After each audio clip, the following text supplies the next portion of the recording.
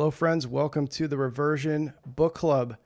We are meeting for our final discussion for the book, The Eschatological Visions of the Blessed, the End Times Prophecies of Elders and Saints of the Orthodox Church. And I'm honored to have join us the curator of this text that we read for the past month, Eschaton Vigil, also known as Jonathan, who very kindly and graciously took the time to join us after the birth of his daughter. So many years to newborn Joy, Joy May, her name is. So, I thank Jonathan for adjusting his schedule and taking the time to do that, because obviously there's a lot more he could be doing than doing a podcast right now. So we're glad to have him here. And, we'll kind of, I guess we'll jump into the text shortly. What I'll do here is just introduce the book club, then Jonathan, and we can get into the good stuff here. But if you are just tuning in and you've never attended a book club session, we read one book per month. I have it on a schedule for the year. And so for this month, this was the text that we read for August. And, this is just really a great opportunity for fellowship and to exchange ideas and to reflect on the reading material, to have some kind of accountability to actually follow through with reading a book instead of just buying books to collect them and have them on your shelf. And, it's been very beneficial, at least to me, and I know to several others. So, I'm really blessed to have this opportunity to do this. And, I've learned so much even over the past 2 years that we've been doing this. It's just been incredible. And, I once in a while, I'll post a stack of books that we read in the year. And it's just crazy to think, we actually not only read these, but processed them and exchanged ideas and wrote all these notes and actually engaged with this knowledge and didn't just kind of like flip through it passively. So, 12 books a year is maybe it doesn't sound like much to some, but I think to most people that is quite an achievement. So if you even came anything close to that, you're that much ahead than everyone else. But anyway, that's the Reversion Book Club. You can become a member by being a paid supporter monthly on Substack, and you'll get access to that. So that's all I have to say about that. I will kind of turn it over to Jonathan here, and maybe you can start by letting us know how you got into this subject to the point where you compiled this, incredibly valuable text, really. First, let me say thank you. Thank you for the support, and thank you for reading the book.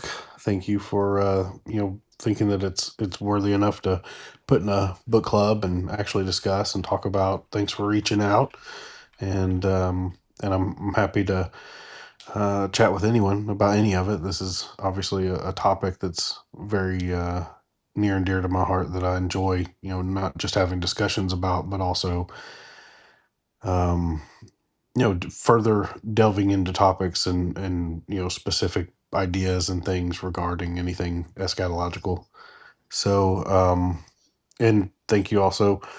I We just had the birth of our second child today at 11:17. So it's now been about 6 hours. We Wow. and our parents came, our son came, and our Father Michael, our priest, came, and she's already had a joyous birthday. Um, so regarding the Eschaton Vigil and putting the book together and some of that, really, my wife and I started looking at Orthodoxy in 2019, just before COVID, and we visited a liturgy, and we actually visited St. Ignatius in Franklin, Tennessee, first, and met with a Deacon Ed, and I visited their bookstore, their parish bookstore, and got a book that was actually written about their parish, and that their parish had started in like the 80s, and it took them until the early 2000s to get, I guess, pulled into the Antiochian archdiocese. I think they tried to become Greek, and for one reason or another, the Greeks just weren't interested in having another parish there. So that was one of the first, um, real our direct entrance into orthodoxy. And then, of course, COVID and everything else came through, and it only made our decision more clear. And around COVID, I had started listening to uh, Patrick's podcast with Church of the Eternal Logos, and he has a premium members group, and so I ended up joining that, and met some great guys, and we had lots of conversations on these kind of esoteric Orthodox topics, the stuff that you don't really hear the priest talking about, and you don't really talk about it at coffee hour, but we were kind of behind closed doors, and there was a lot of the stuff that we wanted to discuss, and we really saw the direction that the world was headed. And I I kind of had my own personal interest in this, and so I started kind of, I don't even know where the first one started exactly, but sometime um, in 2023, I started compiling a list of prophecies about different things from the Orthodox Church, and this was just my own personal interest. And after I'd compiled those and translated those, and we have a gentleman, Charzanis, who lives in Greece. He's Greek, and he was helping me find different prophecies and translating them for me, and we are kind of going back and forth. That's really what precipitated a lot of this. It was the same kind of group, that you've got going on here, and it was a group of guys who were just interested. We want to dig a little deeper, and then slowly that became kind of this stack of prophecies, and then I'd find another one, and then one would lead to another one, and by the end of a couple months, I had quite a bit assembled, and then translated, and then in February, or the end of January of 2024, I thought, man, if I'm this interested, I'm sure other people are interested, and maybe I should put this into a book. So I spent 2 weeks and put it all into a book, formatted it, got it ready, figured out how publishing works, all the different things, put it on Amazon, and bam, it was, I think it went live like on February 14th, like Valentine's Day. And it wasn't, it was kind of like this. I decided I'm super OCD and a perfectionist, and I kept telling myself, I've just got to get it out there for people. I know there are going to be things that are going to be wrong. Like I know I'm going to make a mistake. I'm not a native Greek speaker. Although I do have native Greek speakers helping me to translate some of this, I just knew, like, not everything's going to be perfect, but I got to get it out there because there's nothing else out there with this kind of content. So um, I put it together, and even though it was a bit amateurish, and then that led into, okay, well, a lot of these are referencing different books. Oh, well, there's this one book called Russia Before the Second Coming that a lot of these prophecies happen to be in. Okay, well, let me go find this this book, and let me translate that. And at the time, I think that Conrad and Dmitri from War Now were also translating it chapter by chapter. And so I had started translating it just for my own interest, and then I was reading their translation as well, and I thought, I probably need to finish this and put it out there and see if people are interested in that, because there's a lot of stuff there that is just not available in the Western world. Most of it's not even available in the Greek world. And so that was, the next one, and then we got a couple others, and then some of those are free downloads that are, other pieces to content as you're showing them.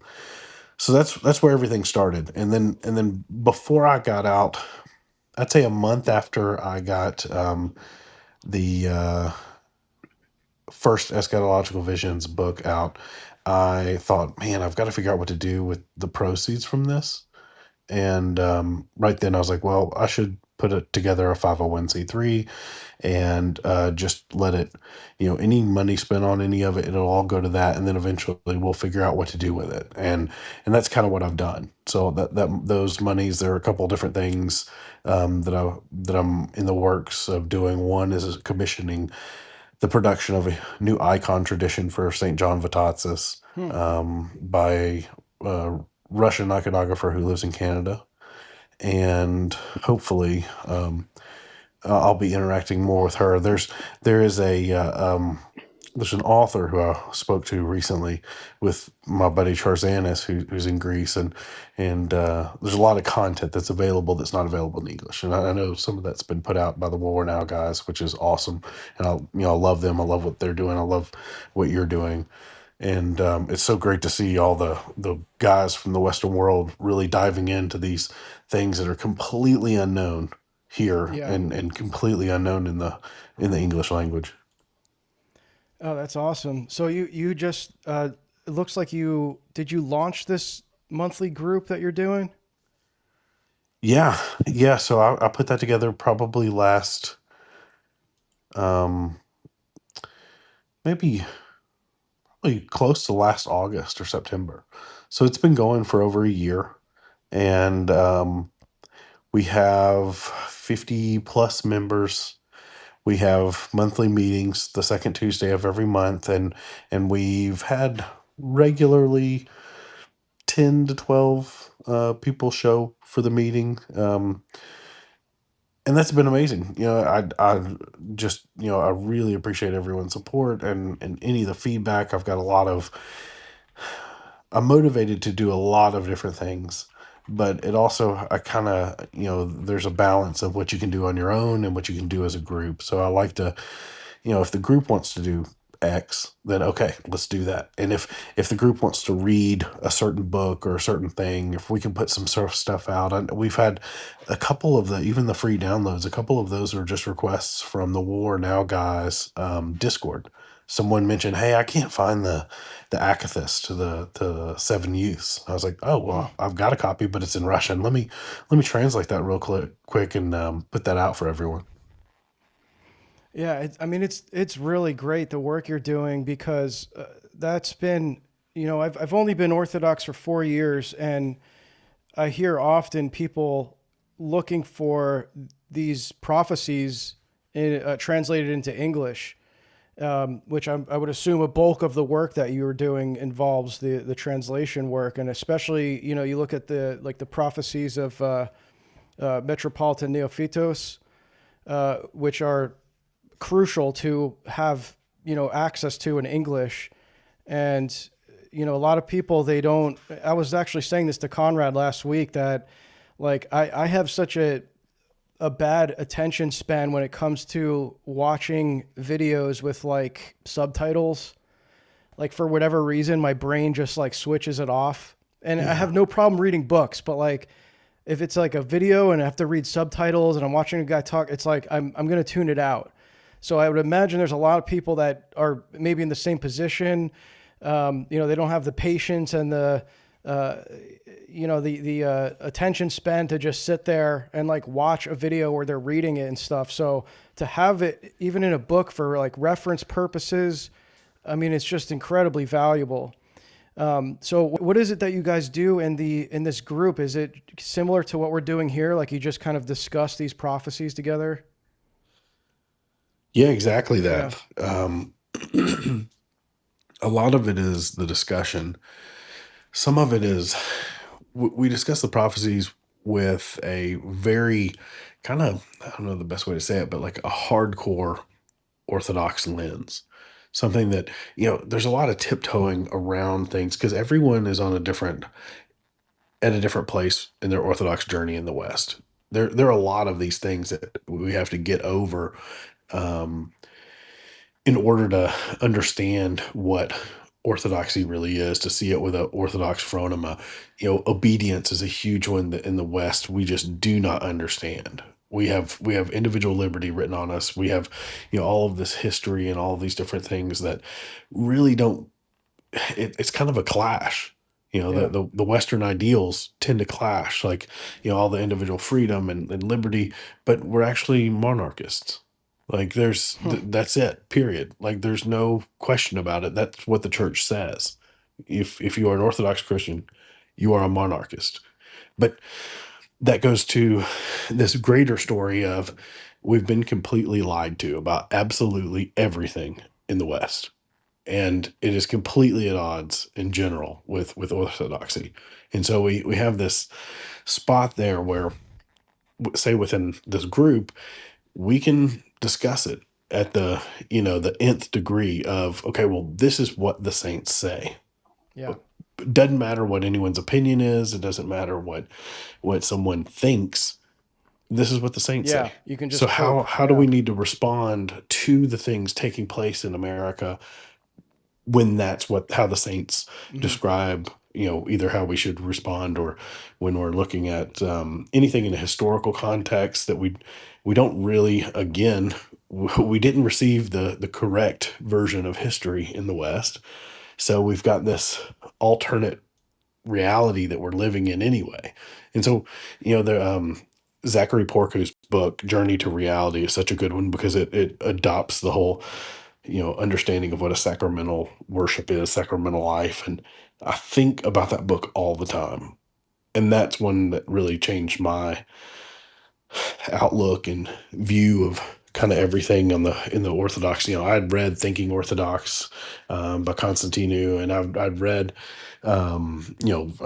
Religion of the Apostles, but really understanding the difference between what Orthodoxy is as a sacramental faith kind of changed that. And then there's all those other things too, the history portions and the obedience and everything else. We discuss those things. We discuss history. We discuss it as it's happening. We're talking about all the different things like the nuclear program getting bombed. I know that was, that's like the big, huge one right now. Everyone's in Yeah. Orthodoxy who has anything to do or knows anything about the prophecies is like, oh my God, that's what happened. Yeah. It really hit. Yes, it Yeah. did. But Yep. there's so much more that's coming. There's Yeah. so much more, and it is outlined explicitly, Yeah. and people are not prepared in any way, shape, or form to deal with that in a mental way, Yeah. but also like just, I don't know, physical preparedness in that sense, because it's the things that change will change so rapidly that no one has the capacity to really process it. Yeah. And that's an important point is like I think we probably can't even comprehend how a lot of these prophecies are going to unfold.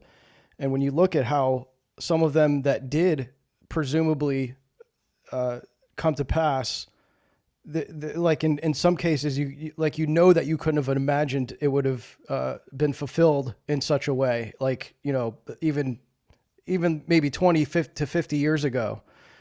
For example, like we mentioned this in the last one with Conrad, the prophecy of which one was it here?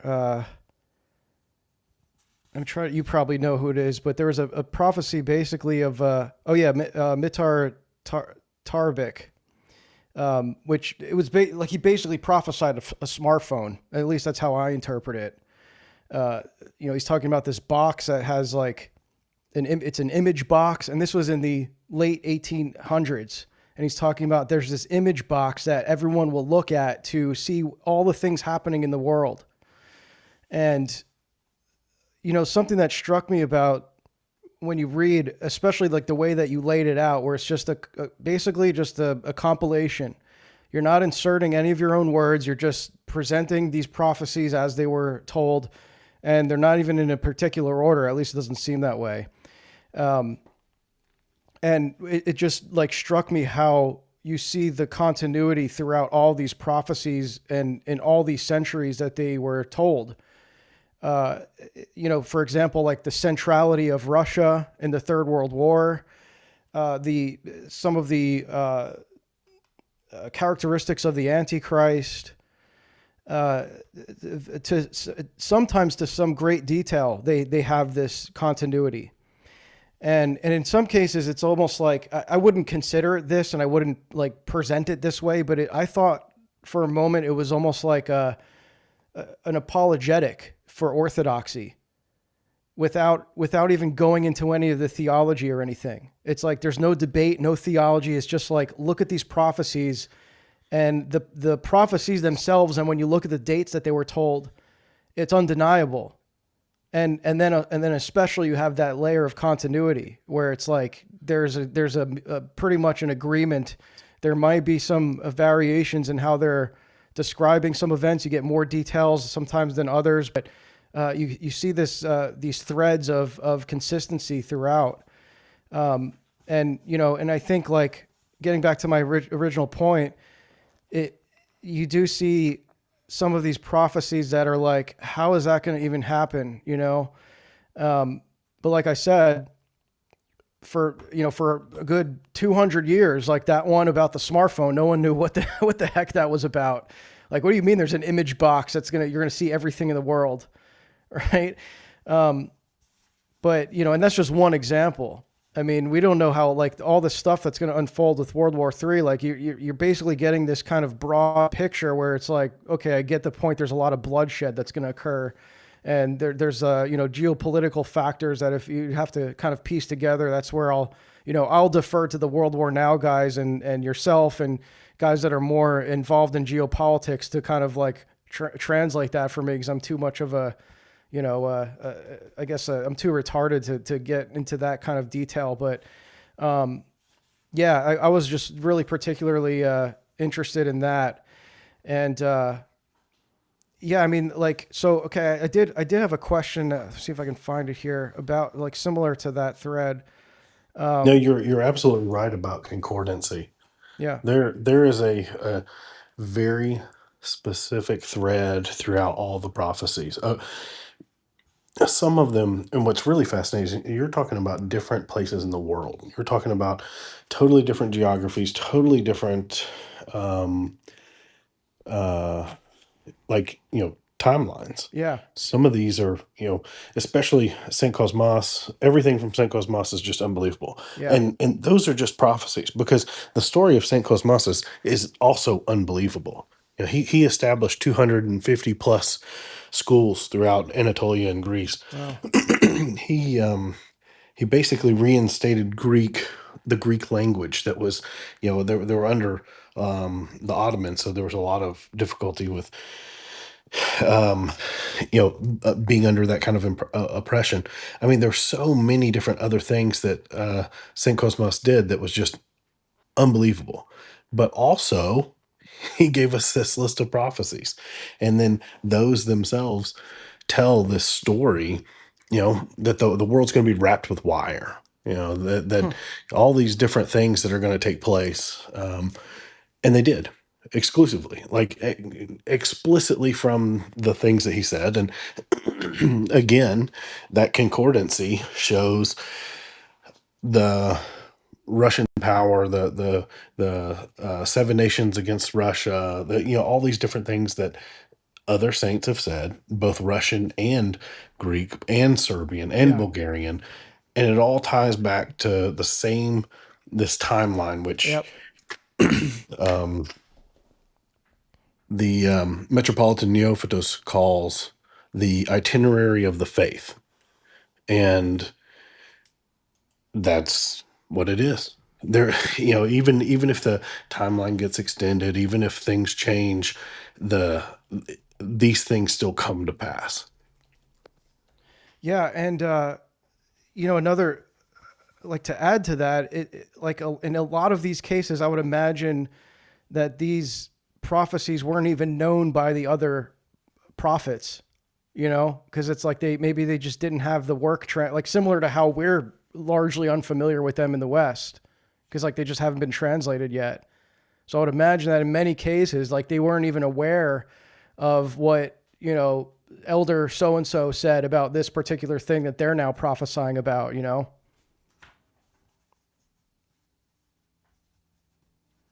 Yeah, exactly. We're in a spot where, you know, I'm I'm trying to do as much as I can to get all of these compiled into a large, organized volume. And like right now, I'm working on the second edition, which I've been working on for pretty much since I put the first one out, and really kind of after Russia before the second coming. But especially the last, I don't know, 8, 9, 10 months or so since the beginning of the year, I've really been trying to get it together. And right now, it's I have a page cutoff of about 750 pages, and so that's where I've decided I have to cut it. Keep But making we're the font smaller. yeah, yeah, Yeah. it's just like I've gotta cut this, and I don't want to make a second volume yet, but I will. Eventually there'll be a second volume, I'm sure, because Yeah. right now I'm somewhere around the close to the 600, around the 600 Wow. page mark, and I've got several hundred pages that I haven't added, and so there's this balance of trying to get it together and then going through the formatting and then verifying every single source and then making sure every single, I actually get a copy of everything that I put in there this time. Hmm. Last time some of that was, digital copies and this and that, but this time I've made sure to buy every single book, make sure I've got it accurately translated, make sure all the footnotes. So right now, I think the book's around 600 pages and I've got 560 footnotes. And Wow. I try to put as much detail in it so that it's not just like a work of passion, but it can also be considered an academic work of sorts. Hmm.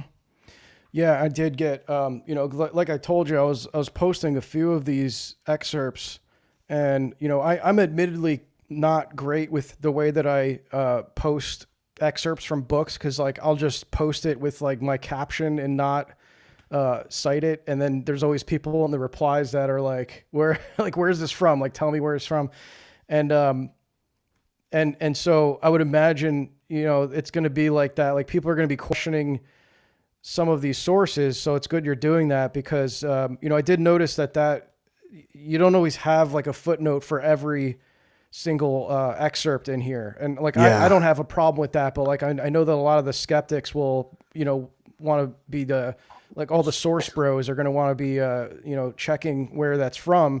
And there's plenty of like, of these fake quotes floating around on Yeah. there online too, that, Yeah. yeah.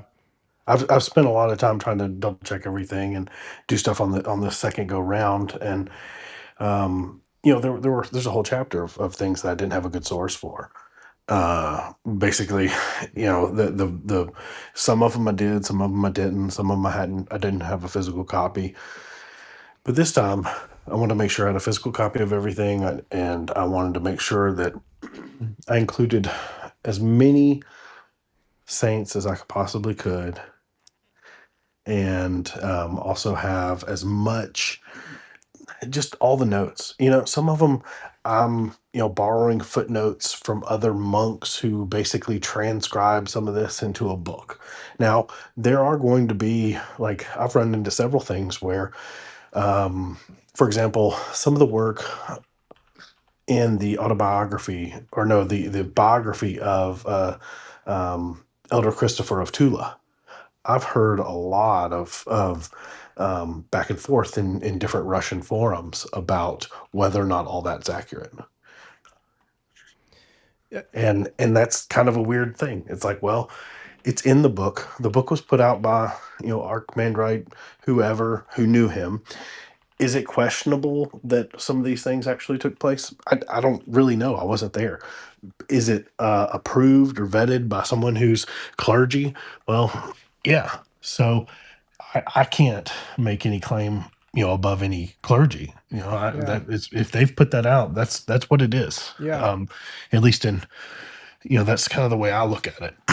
And if the clergy want to argue over it, then perfect. But for me, it's like, well, you know, you've got a bishop or a abbot who put the forward in the book or maybe put their name on it. It's like, okay, well then that's what it Yeah, is. they That's the published truth. it themselves. Yeah, you're just. I mean, maybe if anything, they might like argue that you're snipping it out of context or something like that. But it's like you're not saying anything about it. You're just saying Yeah, like you're just that presenting was it. another thing I wanted to make sure that I never did was put my opinion on something. Yeah, yeah, I'm a nobody, and I'm not even that great of a translator.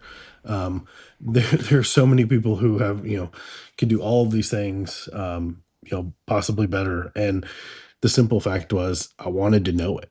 I yeah, wanted to read it. I wanted to see what it was. I wanted to put it together, and then if that was helpful for other people, then glory to God. If it's something that I can do that helps the church in whatever way, and I kind of look at it like this: if if saying I'm putting some of this stuff together, and I can help in any way that I can, I want to, and I want to make sure that if some of this was coming to pass, just like all the other saints and the prophets in previous centuries, we want to make sure that we're listening to what the church says. hmm And if we're not, then whose fault is that?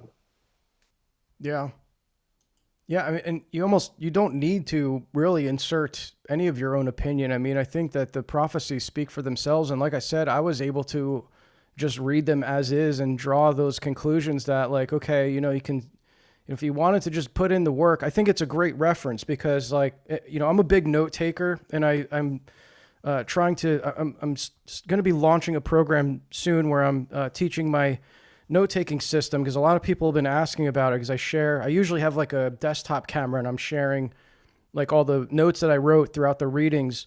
So I have like a really particular system that works really well. And, it involves like cataloging your, mostly like your own ideas, like written in your own words. But in this case, I was just extracting excerpts and making all these links together for like, okay, I have like a file for, let's say, prophecies concerning vaccines. And then it's like you go Yeah, to that section, it's almost like a yeah, library card catalog. And you go to that section and there's all these note cards on, prophecies about the vaccines, prophecies about the mark of the beast, whatever, right? And it's like, right. and it's a great thing for that because you can just kind of make these connections on your own without having being influenced by someone's opinion. And then also Yeah, to just bring yeah. them That's to bring them to a that's priest or exactly it. clergy, have them explain it. But yeah, on that note, maybe can you maybe explain a little bit? I'm curious about your research process in compiling a text like this. Uh, so the first the first things I was able to find were actually on a some blogger site. It was a Greek blogger site. And so I'm like, oh, well, let me just look at this, translate to English, looking at it, and I'm kind of go through, and they've got a whole bunch of different prophecies. And I thought, oh, that's interesting. No citations whatsoever. I thought, okay, huh, what can I do? So I started copying sections of those that were in Greek, putting them in Greek Google, and finding the actual citations. And then I would find like where someone had put what book it's in. So then it's like, okay, well, let me go get that book. Let me go see where I can find that. So some of the books were available in English. Perfect. Okay. So I got the ones that I could find in English. Then it kind of got to where I was like, okay, well, none of these are available in English. So I started buying them from these different Greek bookstores online. And then somewhere around that point, it was kind of like, okay, well, now I'm running into all these prophecies that are in Russian. I started looking at stuff in Russian. I'm thinking, okay, well, these are kind of like the two big eras of the church. Now, there's, of course, there's Serbian and Bulgarian, and there's a lot to be said about a lot of that. Tons of incredible saints from the area and tons of prophecies as well. But also, not much was available except for like, one book, which was Elders on the End Times. That's in Romania. So it ended up being, I would find citations for books, and then I kind of got to where it's like, well, half of these citations I'm finding are in Russia before the second coming. Then I'd find some, and half of those are in Elders on the End Times. Well, I might as well just publish those books. I'll just translate the whole book, publish it, and then take whatever's left and put it into the next edition. And so when you're getting these, like, are you catalog? Do you have like some kind of cataloging system? Like, because Yeah, it sounds yeah, like you're yeah. dealing with the physical copies. You're not like, are you, are you No, no, working with I all also, physical? yeah, so I don't know if you can hear me if I go out of my, let me see here. Like if I was on a desktop, I could like pull up a Google Drive. So I keep everything in a Google Drive, and I have a full, complete, total, like everything I've ever found is in this Google Drive, and it's all organized by saint and or elder, and then there are however many dozen that are not, and then that are just in a large document, and then there's several other books. So something that's not really published. I've also translated about 30 plus different publications that are not available in English yet. And I don't have them available for print because they take forever to format. So, what I've been able to do is get them translated and read them for myself, and then be able to extract the all the different quotes that would be relevant for the publications. So, Uh, yeah, that the way I do it is I keep everything in Google Docs. That has been my sole way of doing it, because I can immediately search for something. I can immediately, and then I yeah. organize those by who said it, basically. Oh man, I need to introduce you to my system because it's like I don't trust any of that stuff like Google, like Yeah, I especially with don't something either. so important. Like you need to get that offline. There's definitely ways to do like a universal search throughout your PDF collection offline. But yeah, we like Yeah, because I I'm big thought, into like doing the digital archiving too. Because as you probably know, a lot of these sources online, they're with these like really old, outdated websites, and you're oh just like yeah, relying on whoever's hosting that website that they're going to keep it up, and then that's like for many cases that's the only place you can find that text digitally. right, right. And for a lot of those, I've actually been using like a site ripper to pull those down, Yeah, and then translate archive it. those. Yeah. Yeah, just in case. I've got Yep. several dozen sites that I've pulled offline just because. I'm sure you're familiar with the the off grid and grid Yep. base and some of that kind of especially the grid based tech, having a computer that you can Yep. run Yeah. anywhere. Mesh That's network. Yeah. Yeah, exactly. That's kind of that's something I've also built, but I have not backed everything up to it. That's on my to do list. Yeah. Well, you might appreciate this. I just yesterday there was a letter from Bishop Luke of Rocor, Bishop Luke of Syracuse in Rocor, Yeah, and he put out a letter that I thought was incredibly important. I read it on a stream that I did, and it was about the spiritual dangers of AI. I think that's what it's titled. And I was like, this is too important to just have it like on a website. And so yeah, I archived it on Bitcoin actually. Like you can actually archive text on the Bitcoin network. And so as long as, I mean, if you know anything about the Bitcoin network, as long right, as there's electricity, you're going to have the Bitcoin network powered on. It never goes off. right, Even if there were like a large scale, like let's say there's a universal internet outage, as soon as the lights turn back on and someone's computer runs that's running a Bitcoin node, that's back online.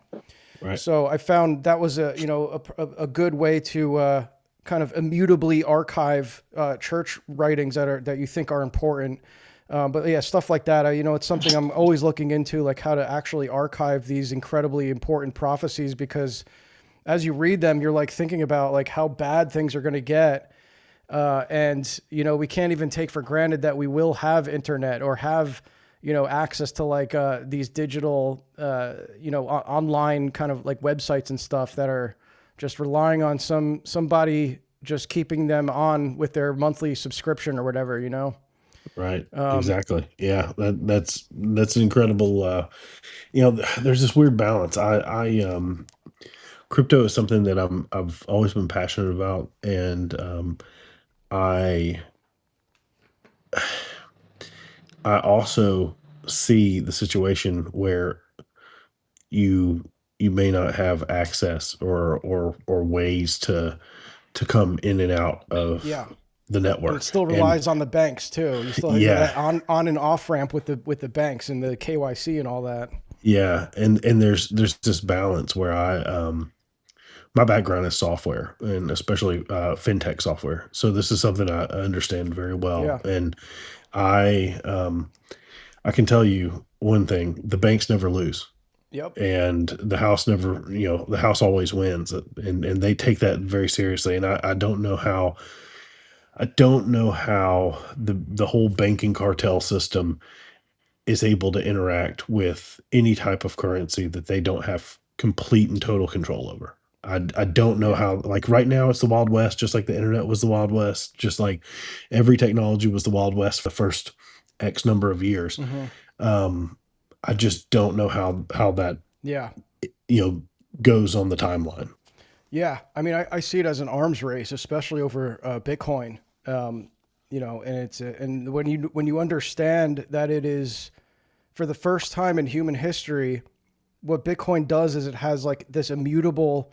It's like the printing press if it were to have immutable scarcity. So there's only Right. 21 million books that'll ever get published because like people don't even look at it as it stores data because that's like how you archive stuff on Bitcoin. You can store it on a transaction. You can actually have like a memo basically where it has like a certain amount of storage capacity that you can store text, and no one's looking at it that way. They're just seeing number goes up. So that's Right. something Right. I think that it could be something we could leverage to the for the church, even though I'm very aware that it's like largely not thought of anywhere near that kind of level. But anyway, yeah, I didn't want to get too off topic here, but I was just No, wondering about no, like I if you enjoy had it. some kind of like process for archiving these works digitally, because I see that as something that's very important as well. But it's like, okay, with all that said, probably still your best bet is to have the physical books anyway. Like, cause no, Yeah. like someone would have to like physically take them from you. It's like that's Yeah. much more or much less likely to happen. Yeah. It just takes up a lot more room. And now you've got a bunch of books with all these little, tags sticking out of the side Yeah, of them. yeah, But I love, this is everyone kind of has the different things that they do well and that they're passionate about. I love reading, and I do it well. And so it grew from, okay, well, let me just read this or that. And then it was like, okay, well, let me just get every work that I can get in English. And then as soon as I, get through those, let me start, especially like Lives of the Saints, a lot of the stuff, all of the especially the the Russian ascetics, all of the Russian ascetics are really fascinating to me. Um, I there's something really interesting about the differences between the different sides of the churches, and there's a piety to an extreme level on both sides.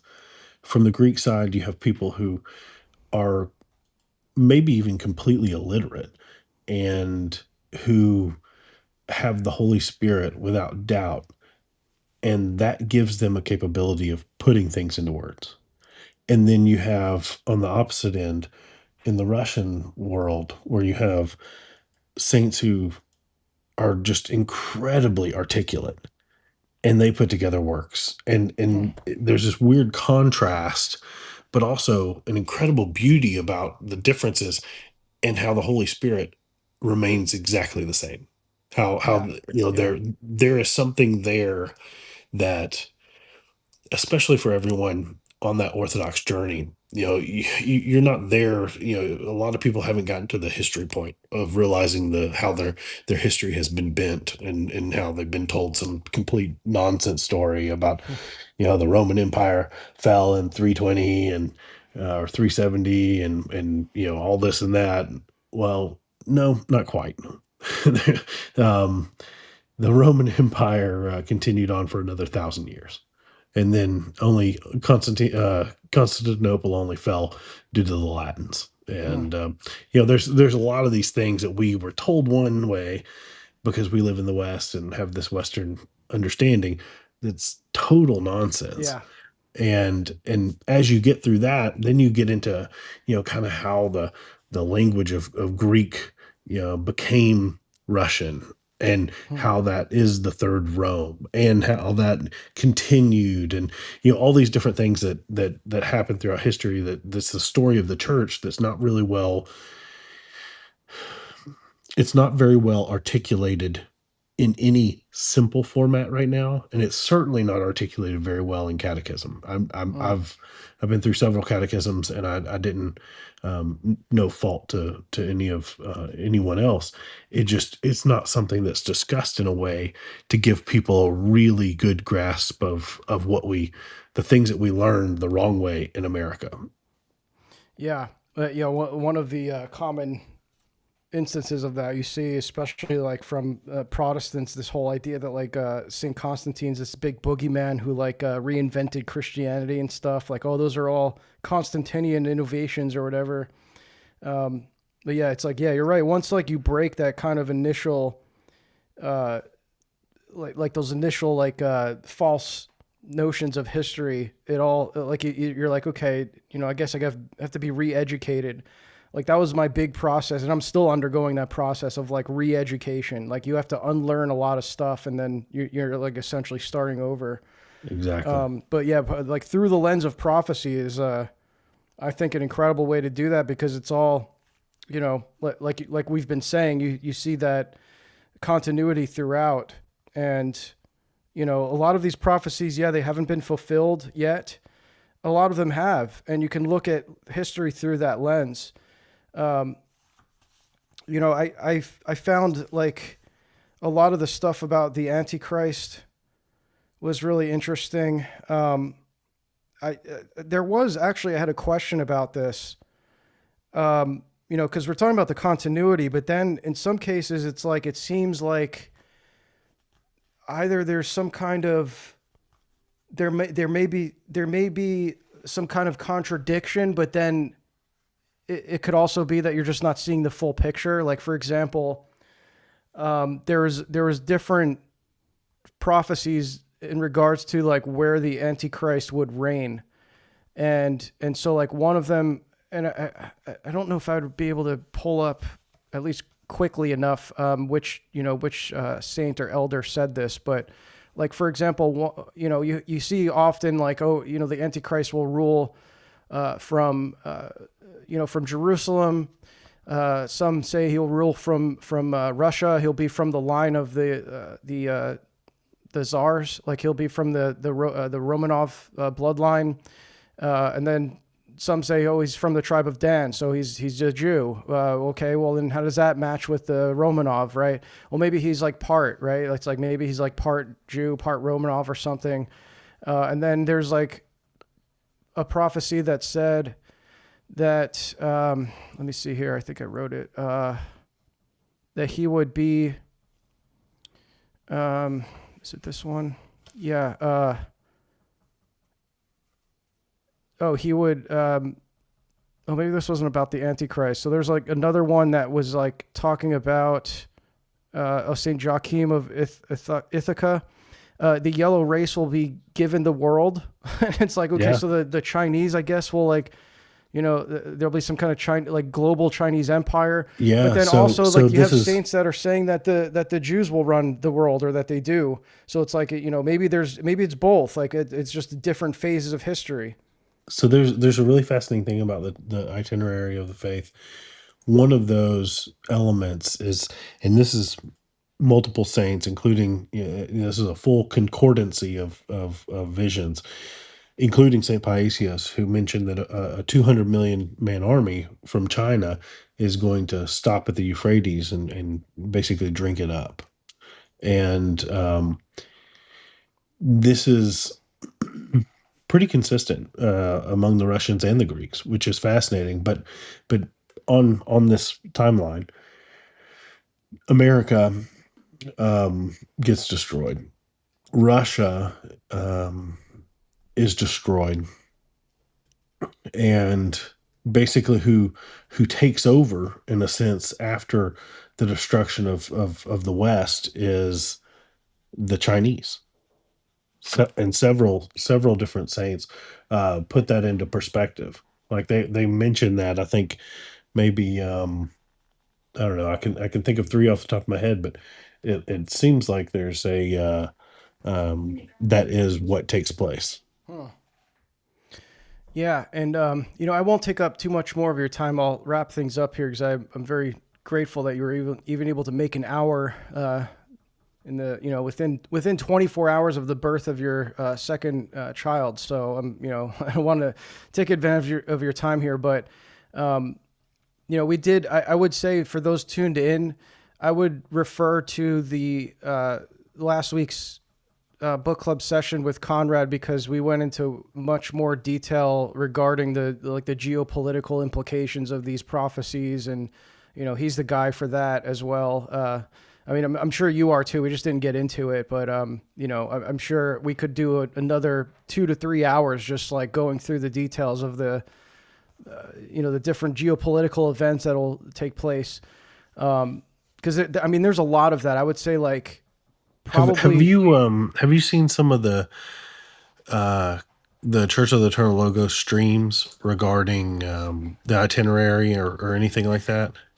I listened to the one that you did with you were on there with Conrad, but I didn't Yeah. listen to all the episodes he Okay. did on it. There's Okay. probably a lot. There's most recently, and I don't think this is quite public. It's public to the people. It's public to the people, in the group and kind of who are really chasing some of this. But I have, and maybe we save this for another time, and I'm happy to hop on and talk about some more about it. But there are basically three different saints, including Elder Ephraim, who put down a set of, pardon, who put down a set of prophecies, I think in uh, would have been the 90s, and they're all incredibly accurate.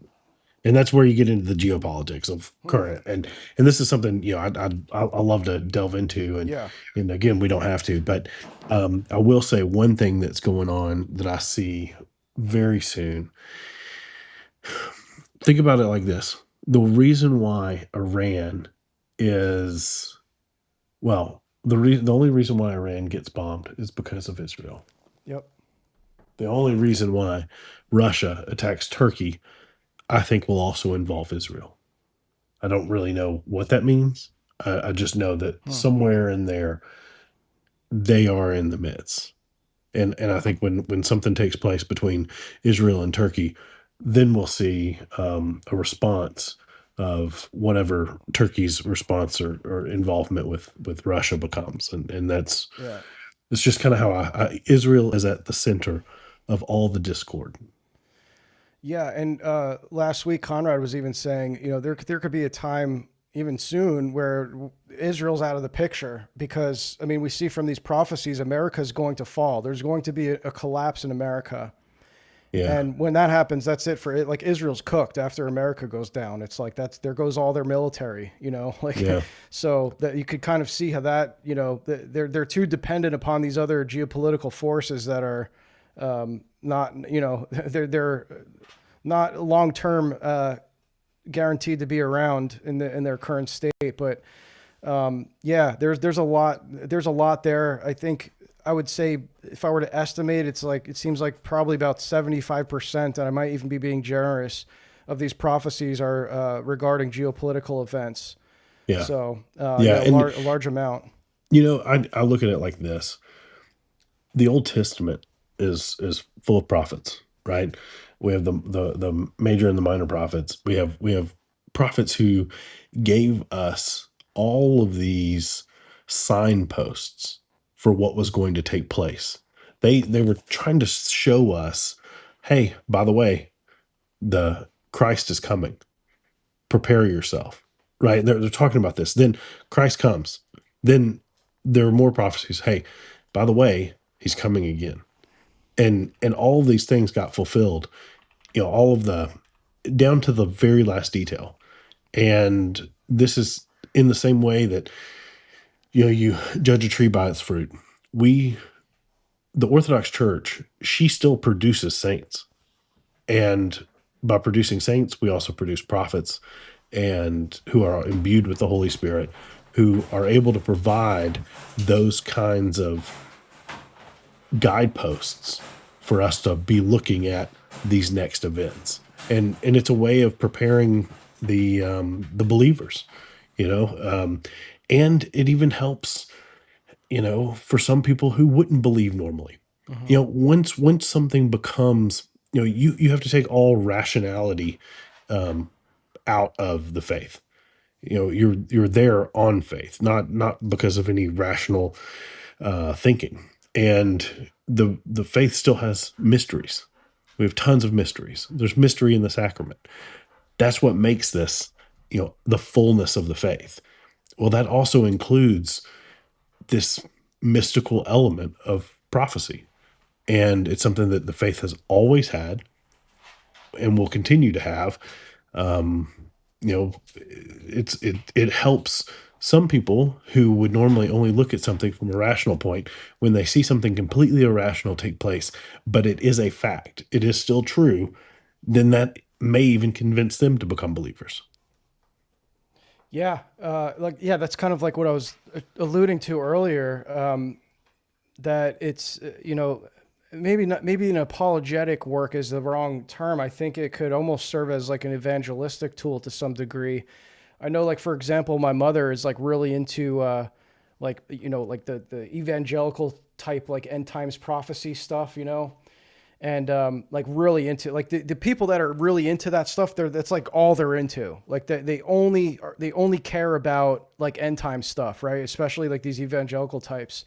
And so like you can, show them this stuff and show them how these prophecies have been fulfilled. It's not all like how it is in the evangelical world where it's all these like false predictions. And they just don't come to pass, and then they move on to the next guy or whatever. It's like you can show them like, look, we have the continuity here, and this, let me show you like these things that actually came to pass. It was written in this year.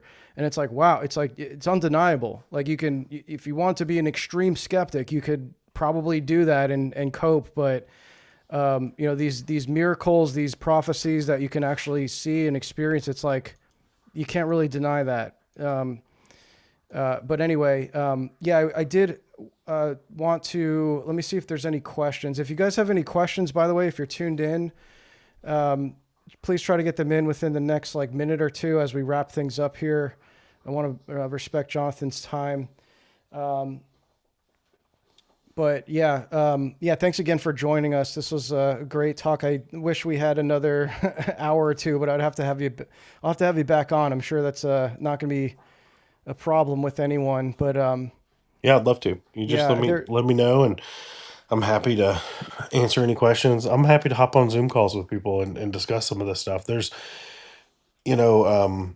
by discussing this with people, it helps. It kind of helps direct the kind of, I guess, the production, right? So by having people like reach out and say, hey, I'm kind of interested in this, or I don't understand this, or whatever it is, it kind of lets us make some decisions on, okay, what we need to work on next. yeah, And then if anyone's interested, they're more than welcome to join the Eschaton Vigil. I'd love to have them, and love to have interactions with people, and be able to produce any types of works. We've got. I hope to have the second edition of Eschatological Visions. It'll be close to 700 pages or so, and it should be out by the end of September. And then I've got a book on St. John Vitatsis, that hopefully I'll have out before the end of the year. And then next year we've got a couple books. One from Sergei Nilas, the Russian writer, and then a new book called The Demonological Visions of the Blessed, nice. where we discuss the real spiritual warfare and things that the saints and the elders have gone through. Oh, I'm looking forward to that one. Okay, so we do have a few questions in the chat here. One is I guess a quick one. There were some of the members were wondering if there's a Kindle version available. Mm. I do not have anything available in Kindle right now. It's been on my to-do list.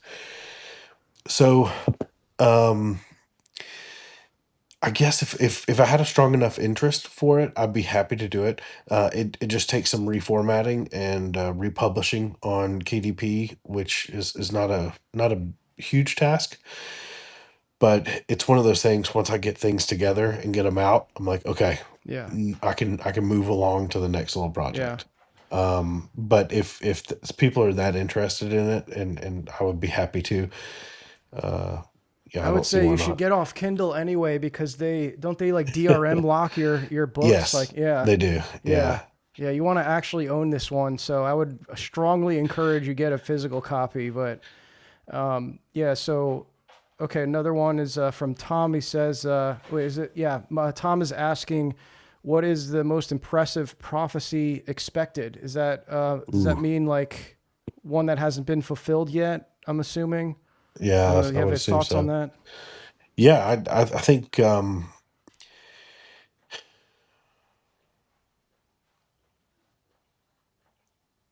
I believe when Russia destroys Turkey, that will that will be such a huge thing geopolitically discussed news-wise and otherwise.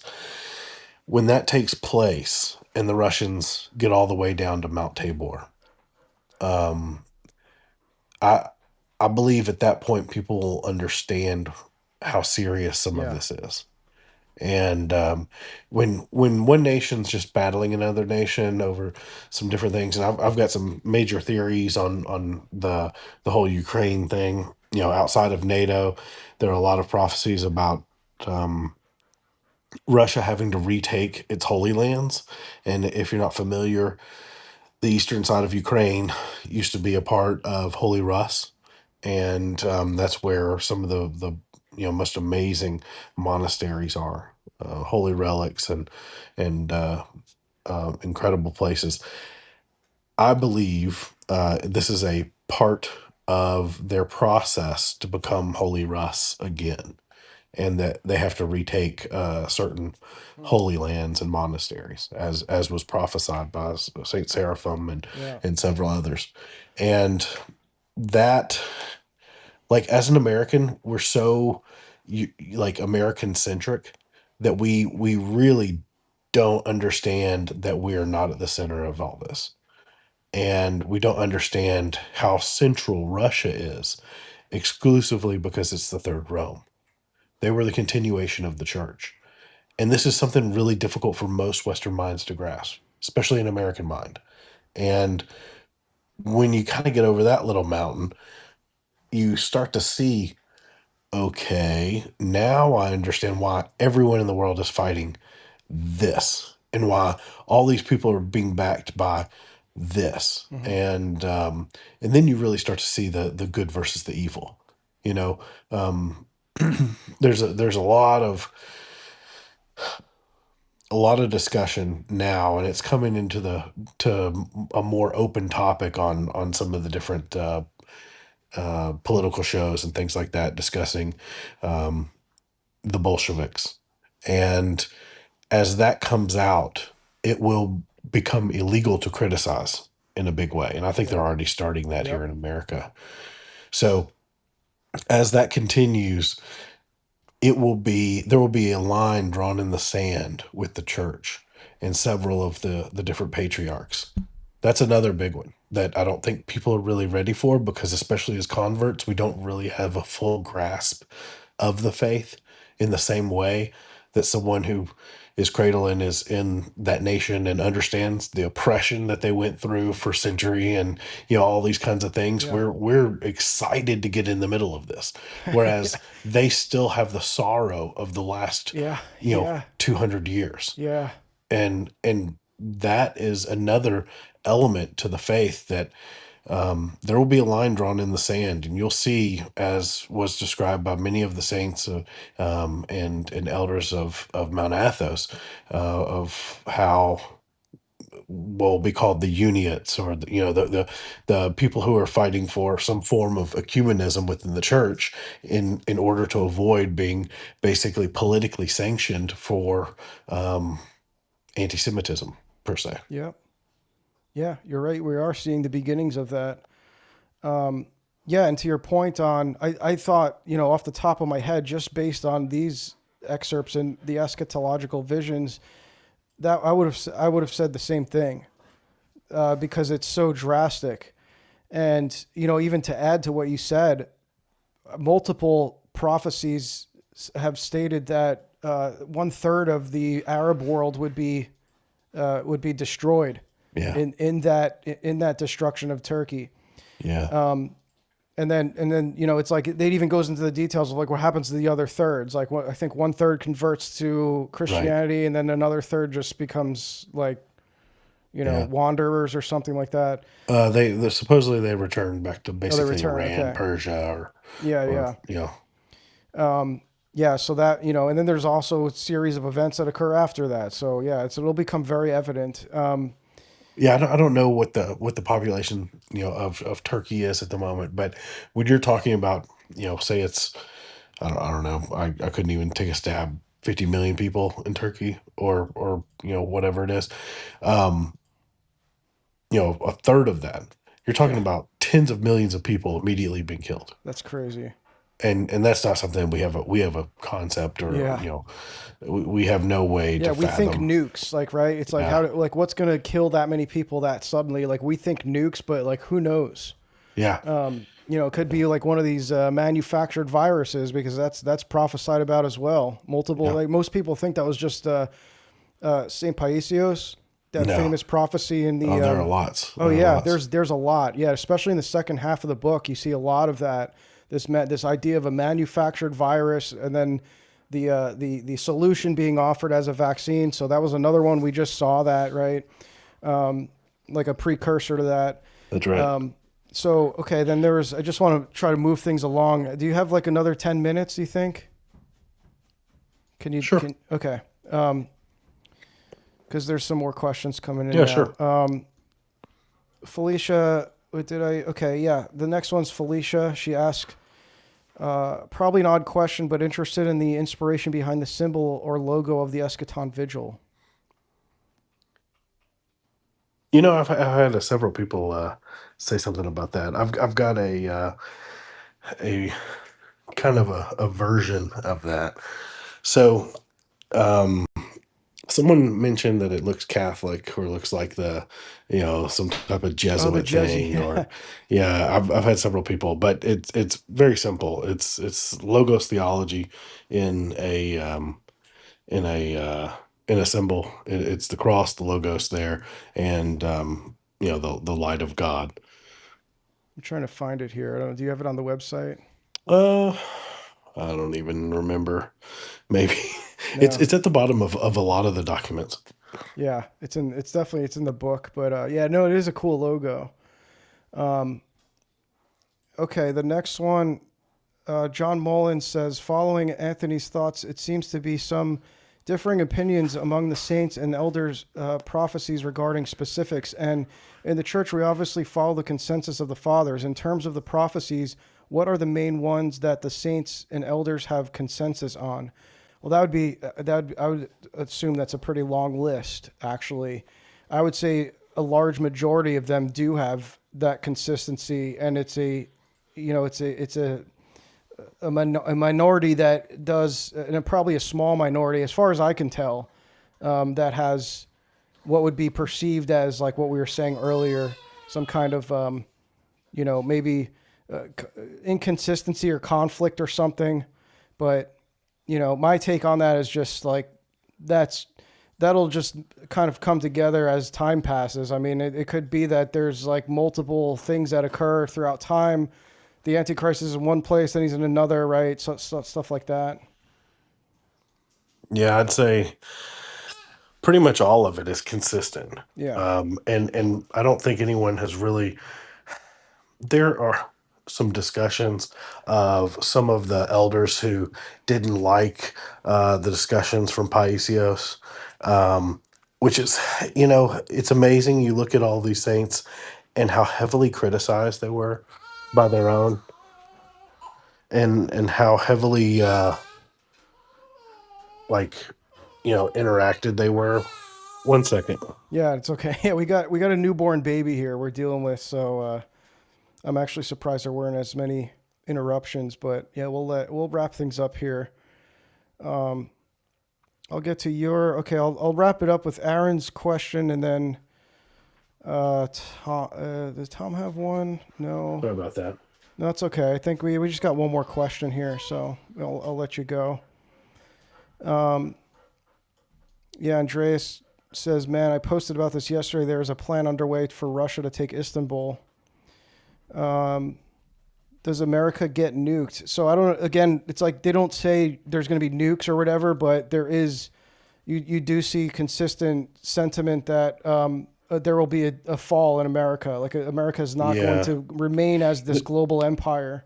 There have been saints that even said that there wouldn't be nukes, but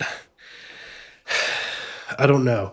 Most of them discuss geologic events. Most of them discuss some type of horrible something that takes place on the east and west coasts, and we don't really know what that is. I think I think some of that may come out soon. I think there's probably some discussion of that. I have some pretty clear timelines, and some of those do kind of state,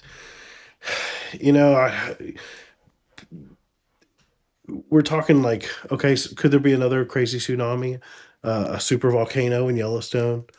Could there, any kind There's of one thing like about a that? comet too. Isn't there Yeah, one? Yeah. yeah, and I think we've got one of those coming. Yeah, that's why you see that all the time. Like if you follow all these like scientard Right. accounts that are like always like doom posting about there's a Yeah. there's a meteor that's going to hit Yeah. the earth or something. So there's already kind of that apocalyptic fear or whatever that's been widespread for a while. Yeah, and then Aaron says, Cali boy here, the prophecies concerning America were a good prompt to help me start repenting and lock in.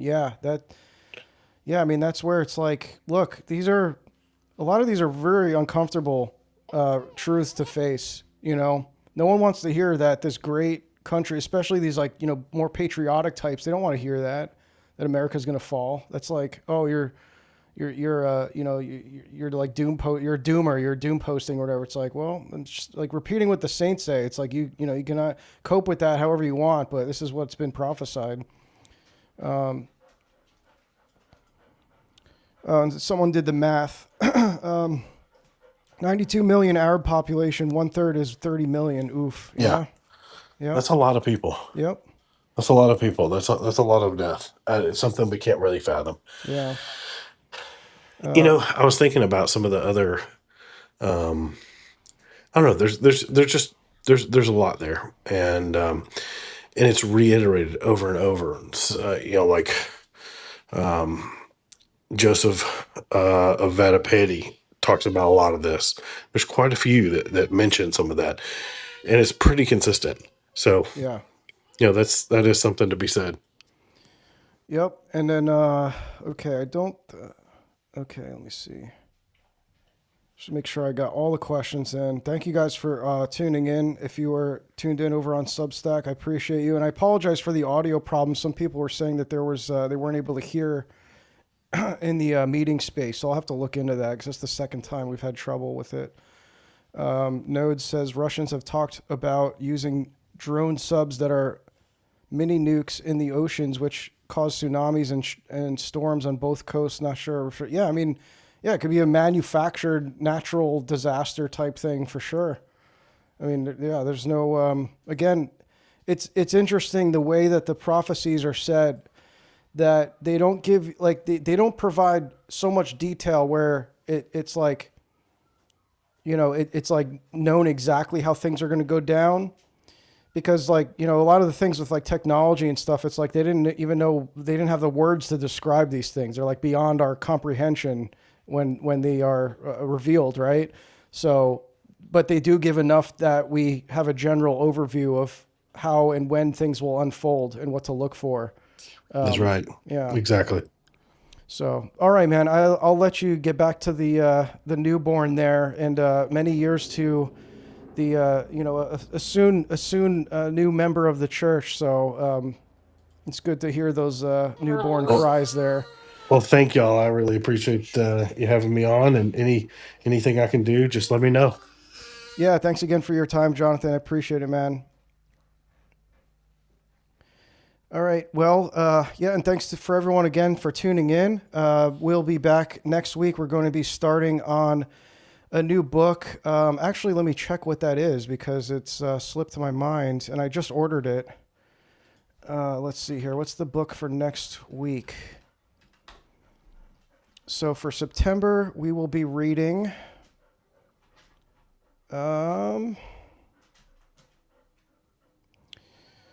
Reflections of a Russian Statesman. So I might have to have Conrad or Dmitry come back on for that one. But it was, I'm looking forward to that one too. So, if you finish this book or if you didn't, you can go ahead and get started on that.